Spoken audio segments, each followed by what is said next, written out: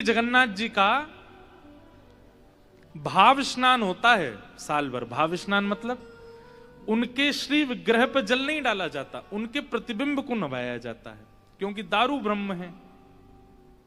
दारू ब्रह्म जानते हैं? दारू किसको कहते हैं? लकड़ी को। दारू ब्रह्म है, इस भाव से उनके प्रतिबिंब को स्नान कराया जाता है। लेकिन आज ठाकुर जी का जन्मोत्सव है, आज ठाकुर जी का प्राकट्य दिवस है, तो आज के दिन ठाकुर जी जन्म वेदी पर आते हैं, स्नान वेदी पर आते हैं, और वहां सब पंडा पुजारी मिलकर के महाप्रभु जगन्नाथ जी को खूब नवाते हैं। लेकिन ऐसे विचित्र लाला हैं, साल भर तो नहाते नहीं, एक दिन नहाते हैं और अब कल बीमार हो जाएंगे। 15 दिन के लिए बुखार चढ़ेगा श्री महाप्रभु जगन्नाथ जी को, कल ही बुखार आ जाएगा ठाकुर जी को, और बुखार बाकायदा आएगा। अब 15 दिन ठाकुर जी ना तो दाल भात पाएंगे, ना खिचड़ी भोग पाएंगे, ना सब्जी पाएंगे, ना कटहल पाएंगे, कुछ नहीं पाएंगे। 15 दिन केवल और केवल काढ़ा पिएंगे, औषधि पिएंगे, और 15 दिन के लिए मंदिर महाप्रभु जगन्नाथ जी का बंद हो जाए, किसी को दर्शन नहीं होंगे। बाकायदा वैद्य जाएंगे, वैद्य जा करके पट्टी रखेंगे सिर पे पट्टी रखेंगे, हाथ पे पट्टी रखेंगे, ठाकुर जी को बुखार धीमो हो जाए, काढ़े का भोग लगाएंगे, और 15 दिन बाद ठाकुर जी जब स्वस्थ हो जाते हैं तब निकल करके रथ यात्रा पर बैठते हैं और जाते हैं। अब इसके पीछे कथाएं तो बहुत हैं। इंद्रद्युम्न राजा, जिसके लिए महाप्रभु जगन्नाथ जी ने ये रूप धारण किया। वैसे तो ये रूप धारण इंद्रद्युम्न राजा के लिए नहीं किया ठाकुर जी ने, इस रूप का प्रादुर्भाव भी द्वारिका में, आपके गुजरात में हुआ, जब रोहिणी मैया भगवान की पटरानियों की जिद करने पर ब्रज लीला सुना रही थी। भगवान की सब पत्नियां रोहिणी मैया से कहती हैं कि हमें ब्रज की लीला सुनाओ। ब्रज में ठाकुर जी ने क्या क्या लीला की। अच्छा, ये रोहिणी मैया सबसे ज्यादा सौभाग्यशाली हैं कृष्ण लीला में। इन्होंने ब्रज लीला का भी दर्शन किया है, मथुरा लीला का भी दर्शन किया और द्वारिका लीला का भी दर्शन किया है। यशोदा जी से भी ज्यादा भाग्यशाली हैं रोहिणी जी, क्योंकि यशोदा जी तो ब्रज से बाहर गई नहीं। रोहिणी जी तो वसुदेव जी की पत्नी है, एक प्रकार से भगवान की छोटी मां, बड़ी मां है रोहिणी मैया। तो वे मथुरा लीला में भी हैं और द्वारिका लीला में भी हैं। तो आज भगवान की सब पत्नियों ने रोहिणी मैया से कहा कि आपने पूरी ब्रज लीला का दर्शन किया है, कृपा करके हमें वो ब्रज लीला सुनाओ। तो रोहिणी मैया कहती हैं कि देख लेना कहीं कृष्ण बलराम नहीं आ जाएं। बोले कि आप चिंता मत करो, सुभद्रा जी हैं, ये बाहर बैठी बैठी देखती रहेंगी। सुभद्रा जी को बाहर बैठा दिया और यहां ब्रज लीला हुई प्रारंभ। लेकिन जैसे ही ब्रज लीला सुनते सुनते, सुनाते सुनाते रोहिणी मैया भावावेश में गईं, और सुनते सुनते सब पटरानियां भावावेश में गईं। बाहर बैठे बैठे श्री सुभद्रा जी ने जब कान लगा करके सुना तो वो भी भाव में चली गईं। सब रुदन करने लगे, नेत्र बंद हो गए सबके। सुभद्रा जी भूल गई कि मैं सुरक्षा के लिए बैठी हूं कि कहीं कृष्ण बलराम ना आ जाएं। और इतने में कृष्ण बलराम आ गए। उन्होंने जब देखा कि सुभद्रा रो रही है, जाकर के पूछा सुभद्रा, लेकिन सुभद्रा जी तो ऐसे भाव में थी कि उनका रोना बंद ही नहीं हुआ। महाप्रभु द्वारिकाधीश जी ने विचार किया कि ये क्या सुनकर के रो रही है। तभी आपने कान लगा करके भीतर सुना तो यहां ब्रज की लीला चल रही है। ठाकुर जी ब्रज से मथुरा जा रहे हैं और सब ब्रजवासी रो रहे हैं। इस प्रसंग का वर्णन श्री रोहिणी मैया कर रही हैं। और जैसे ही ठाकुर जी ने सुना कि यशोदा मैया लाला के रथ के पीछे पीछे दौड़ रही हैं, ये सुनते ही ठाकुर जी तो घबरा गए, वहीं बैठ गए। भूल गए मैं द्वारिका में हूं, द्वारिकाधीश हूं, 16,108 रानियां आदि सब भूल गए। नेत्र बंद हो गए ठाकुर जी के और व्रज में पहुंच गए। लीलाएं याद आने लगी। ब्रजवासियों की विरह वेदना द्वार पर बैठे बैठे सुन रहे द्वारिकाधीश बलराम जी और सुभद्रा जी इतने भावावेश में चले गए कि ठाकुर जी मानो दोनों भुजा उठा करके किसी से याचना कर रहे हों कि अरे भैया मेरे ब्रज को कोई लेकर के आ जाओ, मेरे अंक में भर दो, मेरे अंक से लगाए दो।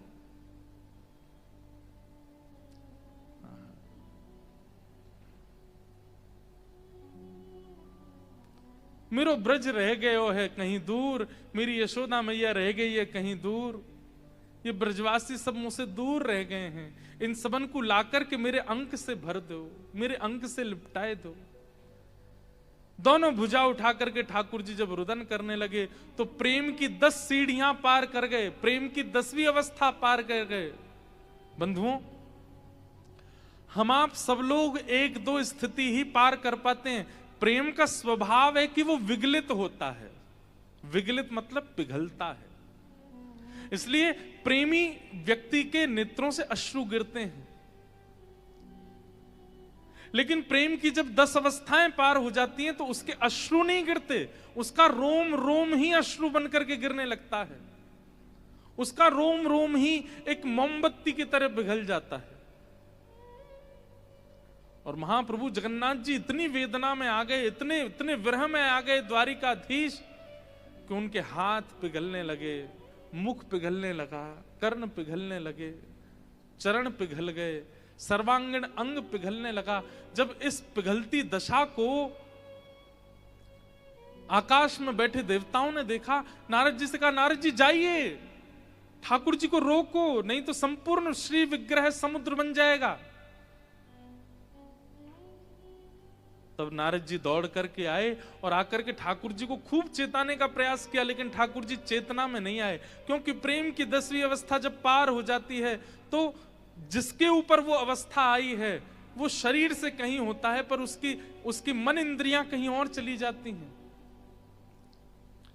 नारद जी के बार बार चेताने पर भी ठाकुर जी जब चैतन्य नहीं हुए, तब नारद जी दौड़ करके भीतर गए और भीतर जाकर के रोहिणी मैया के चरणों में गिर गए। बोले, मैया मैं आपसे प्रार्थना करता हूं, कथा को यहीं विश्राम कर दो।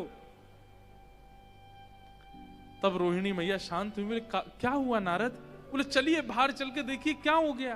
और तभी देखते हैं द्वारिकाधीश श्री कृष्ण की दोनों भुजाएं पिघल गईं, मुख पिघल गया, गर्भ पिघल गया, चरण तो पिघल ही गए। बीच में बैठी सुभद्रा, उनके भी सर्वांगीण अंग पिघल गए, और यहां बलभद्र जी के भी अंग पिघल गए। ये दृश्य देखकर के सब द्वारिका के लोग रुदन करने लगे, हमसे अपराध हो गया। चरणों में प्रणाम करके सब क्षमा याचना करने लगे। थोड़ी देर बाद जब द्वारिकाधीश को चेतना हुई, नारद जी बोले, भगवान ये कैसा स्वरूप प्रकट हो गया आपका? द्वारिकाधीश बोले, कोई बात नहीं, अभी मैं पूर्ण रूप में आ जाऊंगा, पुनः व्यवस्थित हो जाऊंगा।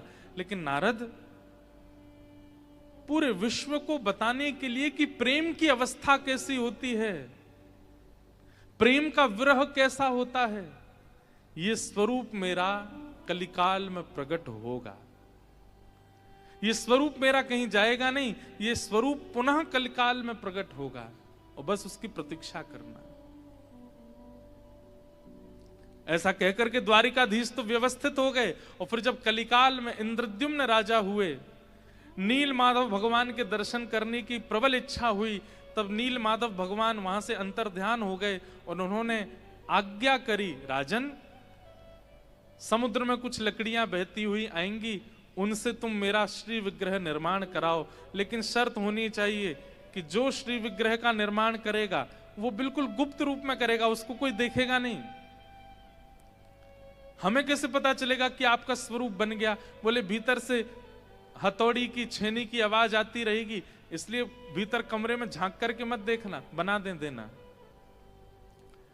एक विशिष्ट व्यक्ति को चुना गया जिनका परिकर आज तक महाप्रभु जगन्नाथ जी का स्वरूप निर्माण करता है, और उनको कहा गया आप महाप्रभु जी का रूप बनाओ।